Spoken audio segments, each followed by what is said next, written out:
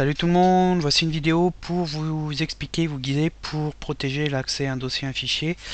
On va voir deux méthodes dans cette vidéo. Une première méthode qui consiste à utiliser les permissions et autorisations de fichiers dossiers de Windows, à savoir en créer un utilisateur et le but c'est que cet utilisateur là n'ait pas accès à ce dossier là.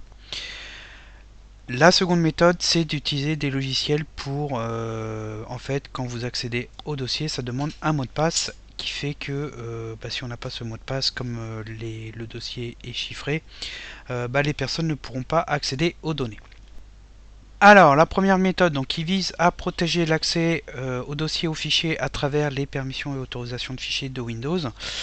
Donc ici, on va essayer de protéger l'accès au dossier, super dossier de ouf qui se trouve sur le disque C. Je suis identifié sur Windows 10 avec un utilisateur qui s'appelle Mac. Et on va créer un second utilisateur. Et le but c'est que ce dernier ne puisse pas accéder à ce dossier ici. Alors la partie création utilisateur, si vous avez déjà vos utilisateurs, vous pouvez passer outre. Simplement, j'insiste sur le fait que l'utilisateur, le second, il ne faut pas qu'il soit administrateur, parce que s'il est administrateur, il va pouvoir modifier les permissions s'il sait le faire, et du coup, il pourra se donner les droits pour accéder à ce dossier-là. Si oui, impérativement, votre second utilisateur doit être administrateur, à ce moment-là, il faut passer directement à la seconde méthode, à savoir la protection à travers les mots de passe. Alors, pour créer notre utilisateur, donc on peut aller dans les paramètres de Windows 10 compte et puis se laisser guider pour créer le compte utilisateur. Moi, perso, j'aime bien utiliser une autre méthode qui est un utilitaire inclus dans Windows qui s'appelle NetPLWiz. Donc pour y accéder, on fait un clic droit sur le menu démarrer et on va dans exécuter et on tape net comme network, PL et Wiz comme wizard qui est assistant, donc net PL Wiz. On fait OK et on va avoir cette petite fenêtre des comptes utilisateurs avec la liste des utilisateurs. Donc comme je vous ai dit, j'en ai un seul qui s'appelle Mac et il est dans le groupe administrateur et donc il est administrateur. Donc on va en créer un deuxième qui ne l'est pas. Donc pour ça on fait ajouter et ici il va nous proposer de créer un compte Microsoft afin que les données soient synchronisées sur les serveurs Microsoft. Ça permet de les partager entre les appareils et au passage Microsoft se sert de ces données pour les vendre et gagner de l'argent. Donc moi je ne vais pas faire ça. On va créer un compte local, c'est-à-dire que les données, mots de passe, etc. c'est pas un compte internet, c'est un compte où les données sont dans Windows. Et donc je clique sur se connecter sans compte Microsoft. Donc là après c'est à vous de voir, donc là bien sûr il insiste puisque le but c'est que vous utilisez des comptes Microsoft pour gagner des sous. Donc je vais prendre compte local et on va entrer un nom, je vais l'appeler par exemple démo. Je vais lui mettre un mot de passe pas du tout sécurisé, donc c'est pas bien. Il faut que vous mettiez un mot de passe avec au minimum 8 caractères, majuscules, minuscules, chiffres et si possible un caractère spécial. Je fais suivant et hop, normalement voilà, c'est terminé, mon utilisateur est créé et ici on voit qu'il n'est pas administrateur puisqu'il est dans le groupe utilisateur et pas dans le groupe administrateur. Voilà, donc maintenant on va pouvoir bosser sur les permissions. Donc pour bosser sur les permissions, on fait un clic droit sur le dossier en question à protéger. Donc moi c'est celui-ci. On va dans propriété et c'est tout dans sécurité. Donc là tout simplement ce qu'on va faire c'est qu'on va cliquer sur ajouter pour ajouter notre utilisateur. Donc moi c'est démo, vous il aura probablement un autre nom. On fait OK et tout simplement on va aller mettre refuser sur le contrôle total pour qu'il ne puisse pas modifier et lire le dossier pour que il puisse pas aller dedans. Donc là ensuite on nous demande si vous êtes sûr, si vous voulez continuer, donc on fait oui et donc notre utilisateur se trouve ici et il n'a pas les droits. Nous il n'y a pas de souci, comme on n'a rien touché sur le compte administrateur, on peut continuer à aller dans le dossier et vérifier les données. Et tout simplement ce que je vais faire c'est que je vais me déconnecter et passer sur le compte démo pour tester, vérifier qu'on n'a pas accès à ce dossier là.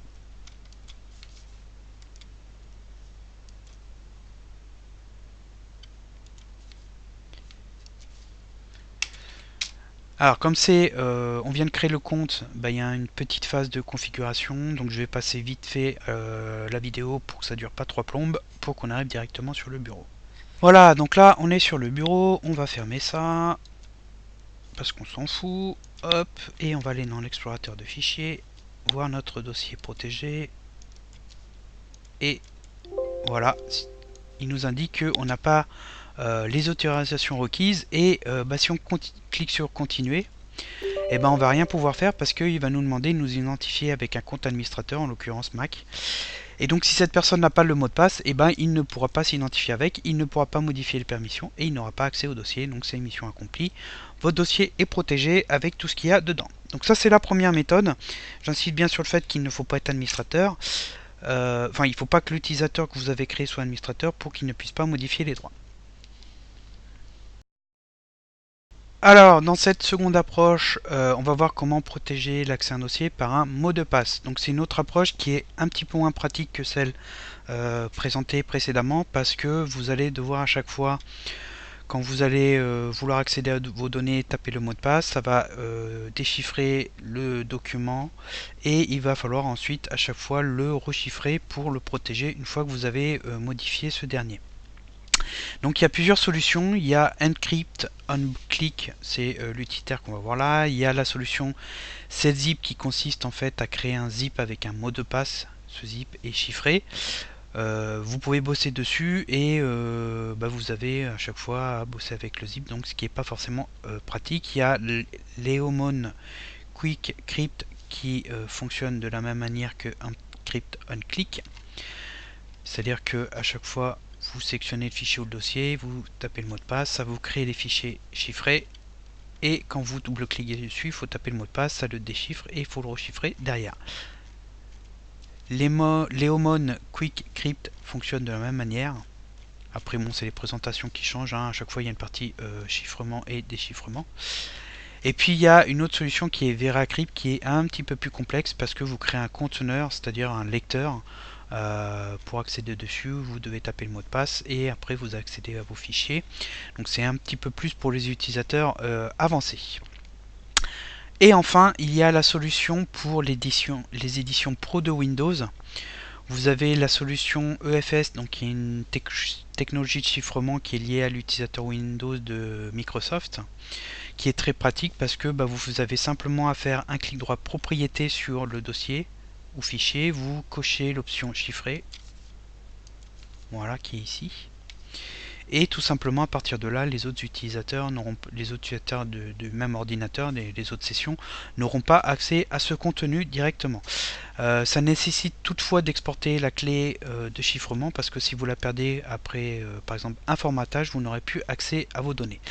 C'est disons le plus pratique, mais il faut avoir une édition pro de Windows. Alors on va voir pour l'utilitaire Encrypt on Click. Donc ce n'est pas hyper compliqué.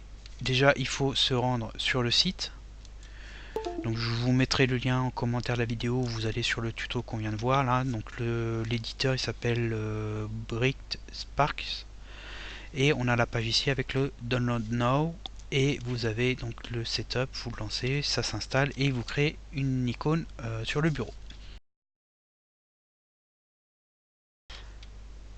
Alors ici on va vouloir protéger l'accès au dossier. Super dossier de ouf. Alors j'ai un fichier dedans, je vais en créer un deuxième vite fait.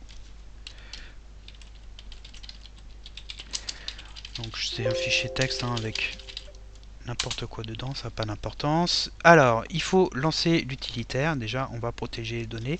Donc il y a deux parties, encrypt, donc qui se traduit par crypté, enfin chiffré plutôt, et déchiffré ici. Donc ici on protège les données, ici on tente d'y accéder quand on a le mot de passe. Donc vous avez soit le choix entre file, donc pour protéger un fichier, ou folder qui consiste à protéger tous les fichiers d'un dossier. Donc moi ici on va prendre folder, hein, puisque je veux protéger tout ce dossier là. Hop, je fais OK. Il me demande le mot de passe qu'on va confirmer 2 fois. Donc là pareil, il faut mettre un mot de passe sécurisé, 8 caractères au minimum, chiffres, lettres majuscules, minuscules, etc. Bon, moi je vais pas le faire, hein.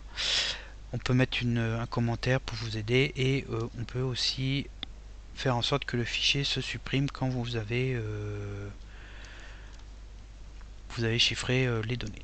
Donc hop, c'est terminé. Quand on va dessus, on voit que les fichiers ont changé. Il garde en fait le nom avec l'extension, simplement il rajoute EOC pour le nom de l'application et on voit qu'on a une icône avec un cadenas. Quand on double-clique dessus, Donc déjà ça nécessite d'avoir l'application pour pouvoir y accéder. Et ben il nous demande le mot de passe. Et quand on le tape, ça nous remet le fichier et on accède aux données. Et donc du coup, comme je vous ai dit, ici, une fois que vous avez modifié, donc là on peut modifier le fichier, hein, et ben il faut retourner dessus. Alors on peut faire un clic droit, je pense, voilà, encrypt, pour à nouveau protéger l'accès. Donc il y a une gymnastique, c'est pas forcément très pratique parce que si vous oubliez de rechiffrer le fichier, il sera en clair et donc du coup les autres utilisateurs de l'ordinateur pourront y accéder. Ça peut être toutefois pratique sur une clé USB pour protéger, surtout si vous perdez cette clé USB. Donc voilà, c'est des utilitaires qui sont très simples à installer et à utiliser, mais bon, il y a cette petite gymnastique qui peut être un peu agaçante à la longue. À vous de voir, mais ça peut quand même s'avérer très utile. Donc la vidéo touche à sa fin, vous avez les deux méthodes, vous choisissez celle qui vous convient. Si la vidéo vous a plu et vous a aidé, n'hésitez pas à la noter, à la partager, et je vous dis à bientôt pour d'autres vidéos.